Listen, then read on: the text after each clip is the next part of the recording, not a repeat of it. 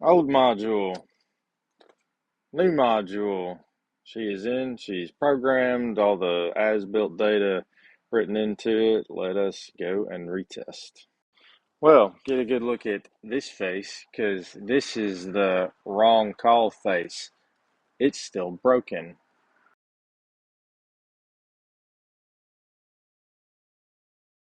And I've been doing some thinking. I think I might have an idea of where to go next, but I'm not really sure. So let me show you what we got going on. This is our scope. Our CAN network that would never shut up is in green.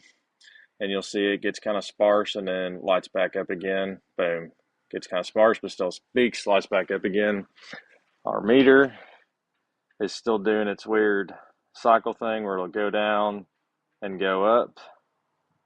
There's a drop, and then it'll go back up. Same pattern as before. And the wipers still don't work. When I go over to the vehicle, we will let me get this prepped and I'll bring you back up what I found.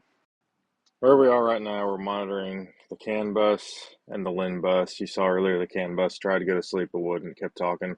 LIN bus right now has the bias, but there's no messages being sent. Key is off. When we key on, we'll see the LIN messages start to come across.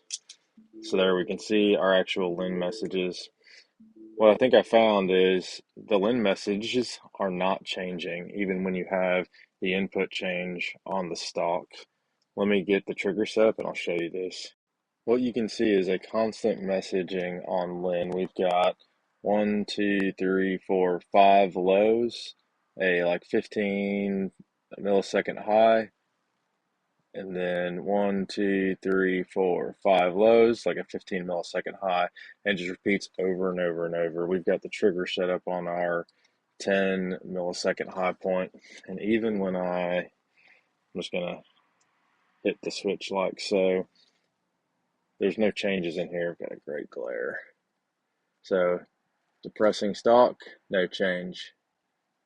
We're going to intermittent 1, intermittent 2, and I think the next one's high. Yeah, so the wipers still work on high. So that was high, but nothing else. And so we are not getting a message output from this column control module. Even when we watch the PID data, it's detecting the change just like I did before. So we're watching that check mark on the left. There's our single on and off, single on and off. We have no message changing on LIN, but this is the LIN, I believe the LIN master, because I'm going to keep these plugged in, the scope leads plugged in. I'm going to unplug this steering column control module while we watch this on the scope. Come on. Oops, I just lost the CAN one. I don't know if I can do this in one hand. Come on. There we go. And LIN's gone. And we're still plugged in to LIN. And that's it. That's the module that's talking on LIN. So it definitely is kind of working. It's putting out some messages, but we still have no actual wipe.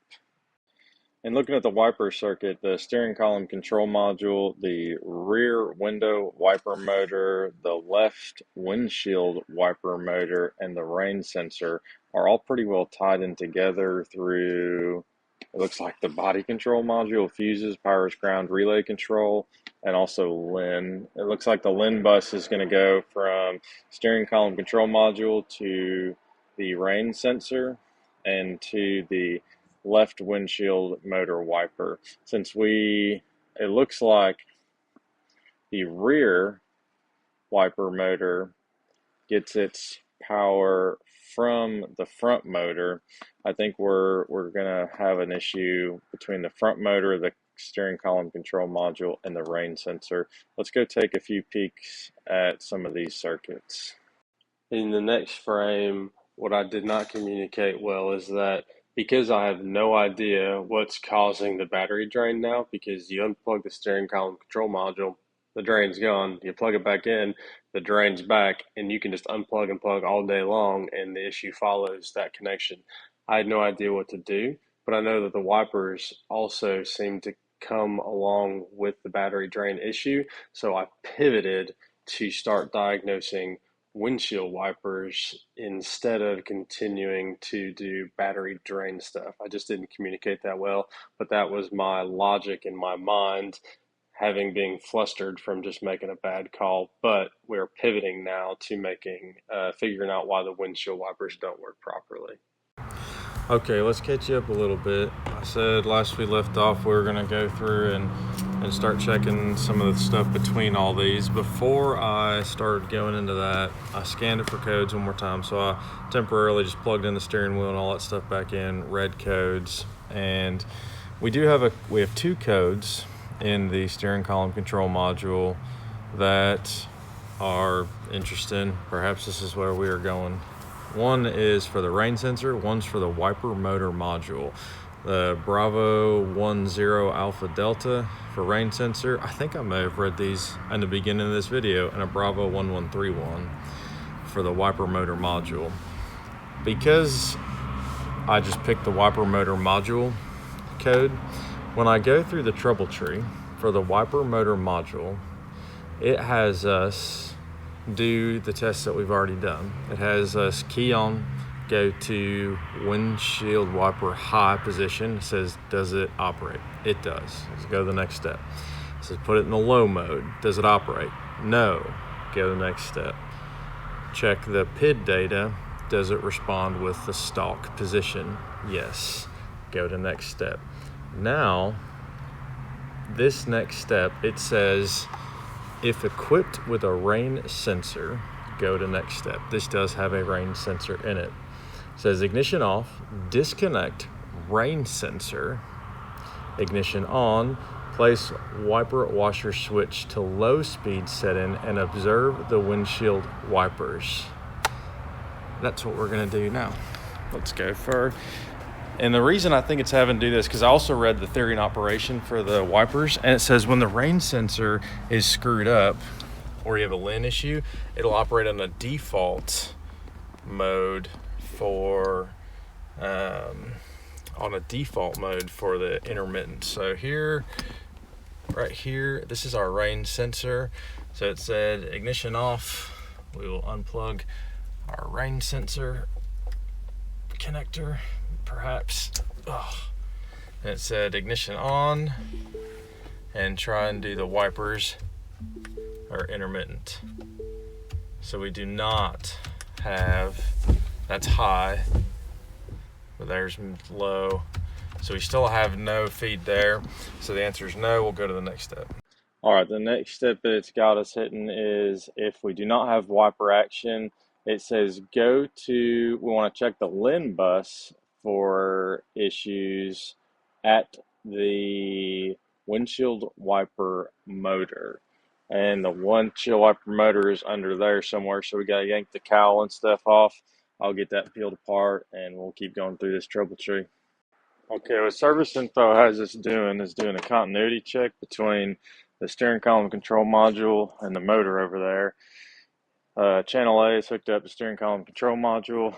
Channel B, by the way, there's an extra connector here that apparently doesn't go to anything on this car.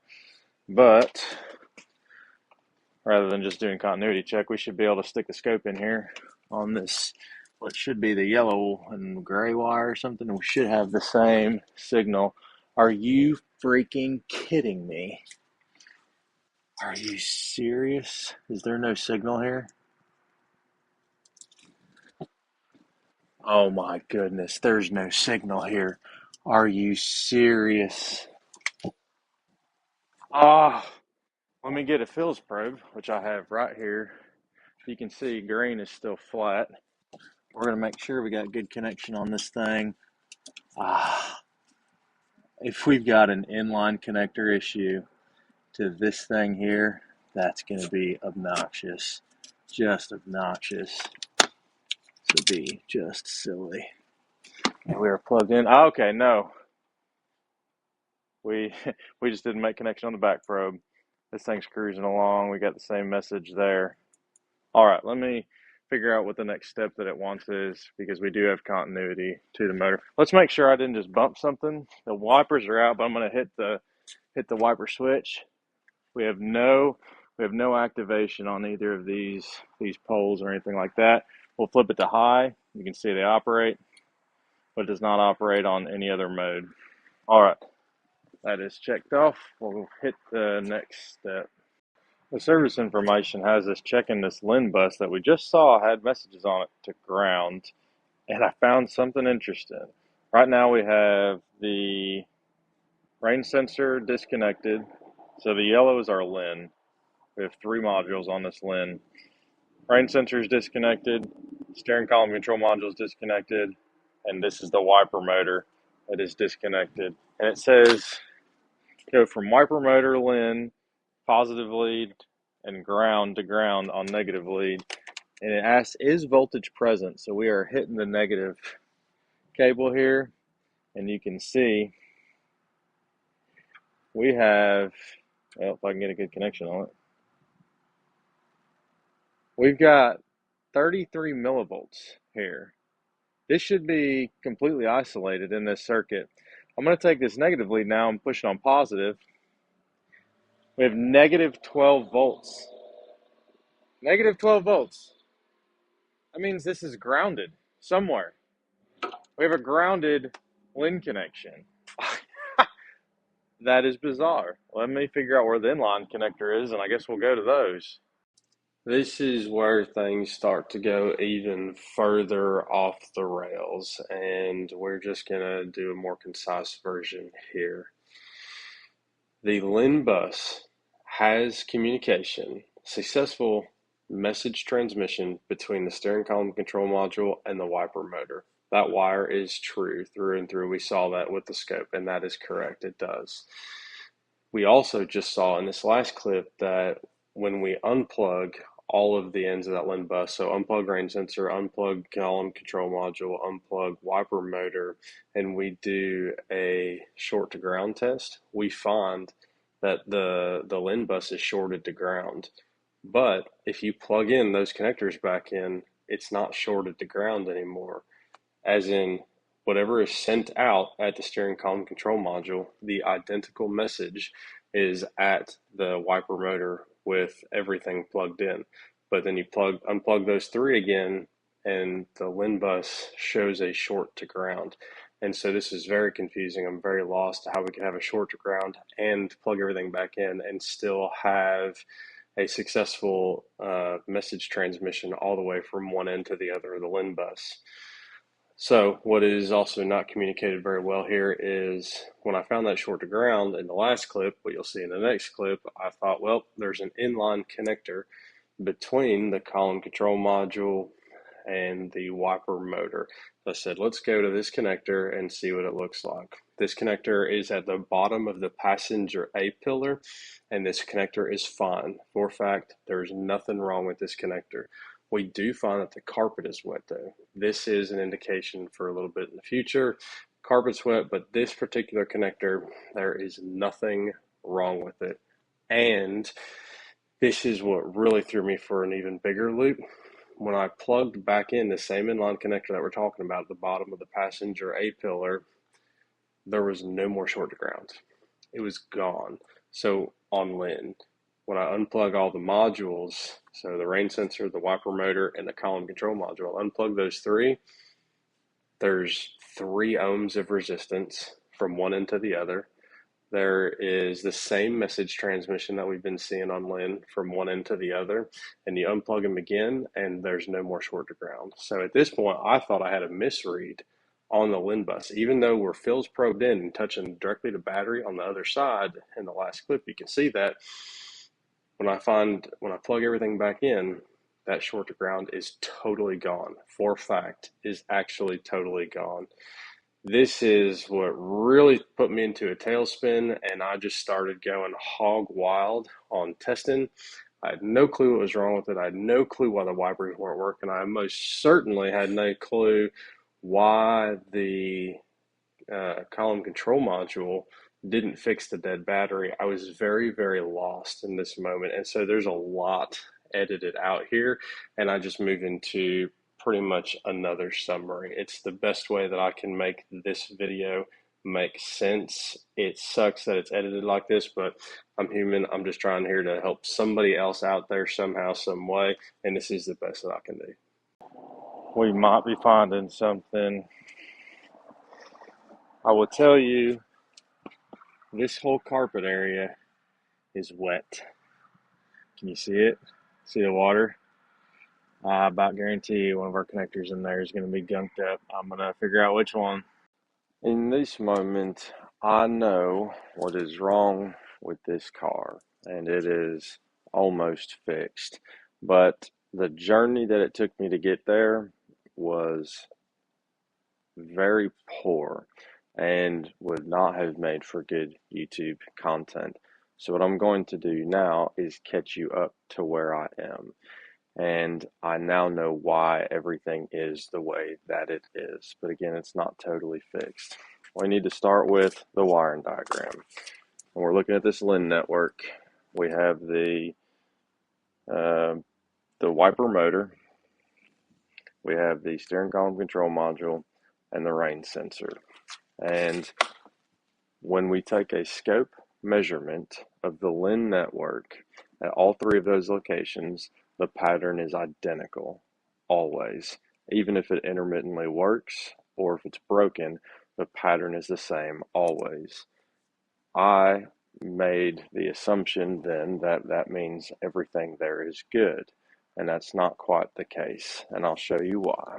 This is a scope capture recording when the issue is present. So this is nothing works, and you will see our green range is about 1 volt to 7 volts. This is the range it operates in, and when I zoom in, you will see this low section, one high section, brief low, and then the pattern just repeats over and over and over, and there it goes again. When the issue is intermittently fixed, say we leave the key off and everything unplugged for a long period of time, I will now show you what the pattern looks like when it's good, or say fixed. So in the intermittent fix, it changes to this. Let me blow the scale up just a little bit and get my cursors brought in here. And we can see, let's get them there, we're about 1 volt to about 7.5 volts. And then we still have the occasional low section, 1 high, low again, but we also get these multis. And I want you to count these. 1, 2, 3, 4, 5, 6. That's important, and I'll show you why, because I went down the very, very deep, nerdy rabbit hole here. When I saw this pattern, I then, let me back up just a little bit. So we put the new steering column control module in. I don't know where this is going to edit in, so it might be a little kind of all over the place. I'll do my best. Put the new steering column control module in, the same pattern happened, the same issue, the same pattern on the scope. And I go through it and through it and through it. Even if I go through some of the trouble trees for the diagnostic codes, it says ohm out the wires, measure for voltage, positive, negative, shorted to the LIN bus, and do an ohm check, short, whatever, all that stuff. And it all checked out. We've got all the values. So when on this network, on this LIN network, when I unplug these three and do resistance readings, we got like 0.3 ohms or 3, I think it's like 2 or 3 ohms, like very low. We have good continuity in between. The ability to carry load, I didn't do it with a bulb check, but I inferred, perhaps incorrectly now, but I inferred that because we've got LIN, that's a loaded circuit. That's not a light bulb load, but it's a loaded circuit. When we got LIN communication at all three of those locations, the pattern is identical. So that told me it was being loaded okay. At that point, I said the wiper still didn't work. And I said, you know what? Let's get the part scanning out. We're just going to throw a wiper motor on it. And so, because I'm getting frustrated at that point, there's a wiper motor, new one, from Ford. Didn't fix it. So then I'm like, Now I have no idea, no clue what's wrong with this car. So then I almost made a third bad call. Almost. This is where I want to catch you up. Remember those 6 spikes on that Lin network? This is an old piece of paper or poster from a former life, and one of the issues with Lin is there's so many versions, and so it's like 2.0, 2.1, 2.2, and I think even some 2 or 3 older versions or new versions than that, and they all have a little different systematic communication approach, and I don't know what the voltage ranges are for all of those unique revisions of Lin. But I'm going to show you what we're looking for and tie it to, or what I started looking for, because I had no clue what was wrong with this thing, and I started to think maybe we do have a Lin network issue. And so I went to this. So let's flip this. This is going to be your typical Lin frame, and it breaks it down in color by what node or module is sending what message. And so we can see we have a break field, which we have. It's a long, low piece, so you can see here it says low phase. And it says the sync break notifies the start of frame to all slaves, and blah, blah, blah, blah. We have this. Then if you notice, we have this sync field, and sync field has 1, 2, 3, 4, 5, 6 high points in the sync field. The sync field is sent by the master, so anything in blue is sent by the master, and the sync field sent by the master is used to tell all the slaves what baud rate to sync with. You can read that really in depth if you want, you can pause it or whatever. But these sync fields are important, and because I think this one speaks to like 9.6 kilobits per second or something like that. Anyway, after it sends the 6 high points on the sync field, it will then send the PID request, and then it gets the slave response. So yellow or orange is response. And here we can see when it's working, we have our low phase, we have our 1, 2, 3, 4, 5, 6 sync phases, and then from here is going to be the PID request and response, combination of zeros and ones here. When it's broken, it just looks like this. We have one sync phase, only one. It's blurry. And at this point, when I saw there's only one sync phase, I said to myself, the new part is bad too. The new steering column control module is bad too, because the sync phases are sent by the master. And on the Lin network, the slaves do respond on the network, but they can only respond within frame from the single request or command from the master, as we saw on the Lin sheet. This, as I continued to look, made me think, well, we have another bad steering column control module, because I didn't know what it could be. But the fact that it failed in the same manner was very puzzling to me, and started to make me question, is the software corrupt? Like, I went down the rabbit trail, and so walked away from a bit and came up with another test, and this is what kind of kicked off the rest of it. The test that I did that kicked off the rest of this was I took the old steering column control module and I manually ran power, ground, and the Lin communication to it. When I did that, the Lin output of doing a bench test of powering this thing up was 11.5 volts constant. And in both the working and unworking, or the intermittent working, intermittent unworking of the Lin network as measured on the car, was usually 1 volt on the low side to 7 to 7.5 volts on the high side. 7.5, it seems to work. On the low, when it's not working, it was like around 7. Then I thought, oh, we have a different high phase voltage on this Lin network when it's plugged into the car. And so that would be what I would call. So when you get like this 7.5, usually if it were anything else besides Lin, because I'm not super familiar with Lin like I am Ken, if there were anything else in the car, I would just call it a weird voltage number. Like it's odd. That's a very odd number. And turns out for this car, it is also an odd number. And whenever I come across what I classify in my mind as odd voltage, I immediately start questioning inline connectors for water. It's the only time I've seen weird voltage numbers where it just doesn't make sense. That said, what I did is, again, remember, I unplugged all these modules, did the ohm check, did the short to power and voltage, and that all checked out okay. It was all fine.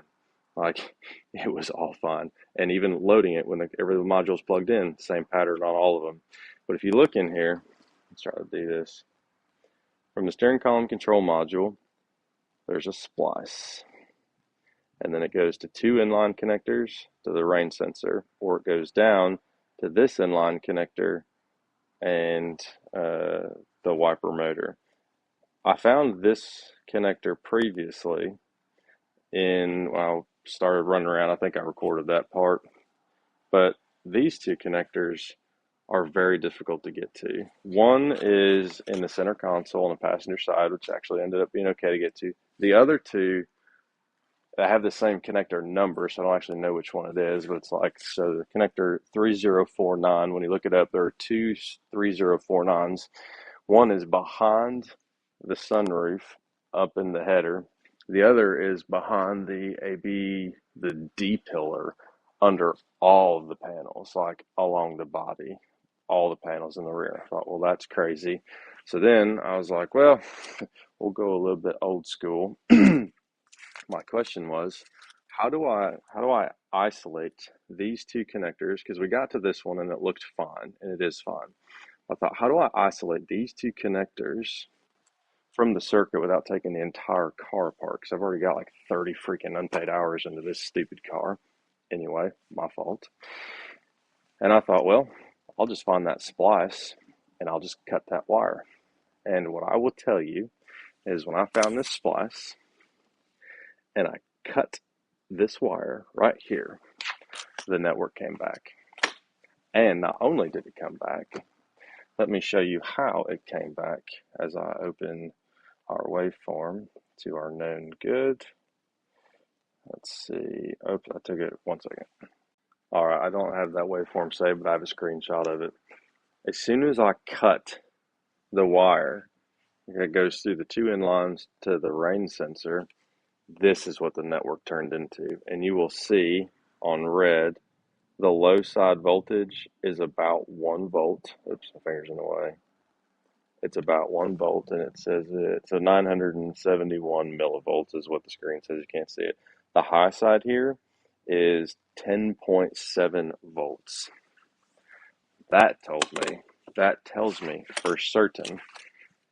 Oh, and when I cut that wire to the rest of it, the two inlines and the rain sensor, the wipers work exactly like they're supposed to. Low, intermittent, rear, all of it works. I thought, now we know we have to get to these two inline connectors. The easiest one to get to was on where we were actually earlier. It was on the passenger side of the center console. And let me show you what we have. So this carpet in here is wet because the sunroof drain is messed up. We'll fix that too. But I popped that panel off, and here is one of our inline connectors, and it is full of water and corrosion. Even in there, I don't know if the camera will get in there.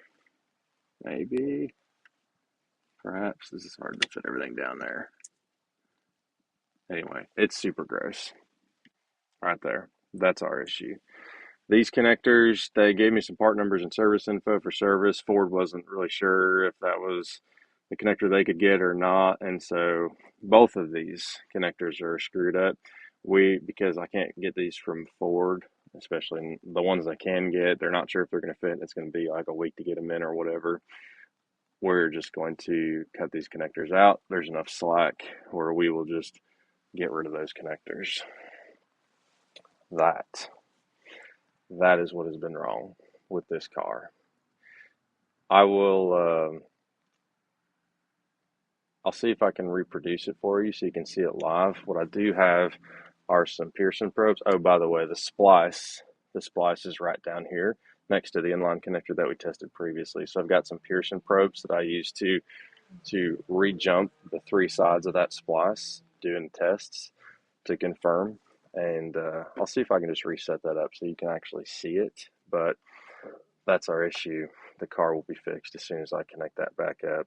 And this one kicked my butt through and through. I made 2 bad calls on this car, and so those cost me a fair amount of money because I don't charge for parts that I hang on a car if it doesn't fix the concern. So that was a lesson learned on my part. But the difference was, so if you recall, we'll call it a 3-volt difference and like a half volt difference for when it would intermittently work versus intermittently not, be like a 0 to, or like a 1 to 7 instead of a 1 to 7.5. But when it's working properly, it goes up to 11 and a half or whatever it was.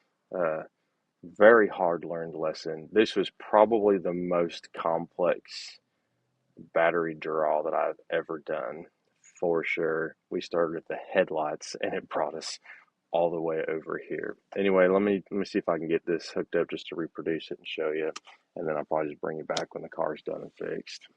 What we're getting ready to look at now is actually super cool. I'm pretty excited that I was able to reproduce this. The signal on Lynn looks like it's fixed. It's not. The wipers will not work right now. Let me show you. 3-way splice down there, and we've got 1, 2, and 3 wire piercers, and they're all jumped together right now. So we have so pretty much that splice is still in there right now with all these wires. And I got the blue scope trace reading here. So blue is reading here. Red is reading over on the column. Green is just canned, so we can ignore green. We'll just turn green off for now. So blue and red are the same right now. If I hit the wiper switch, I hear nothing. And so even if we go to intermittent, and then this should be low speed. Low speed, there's nothing going on.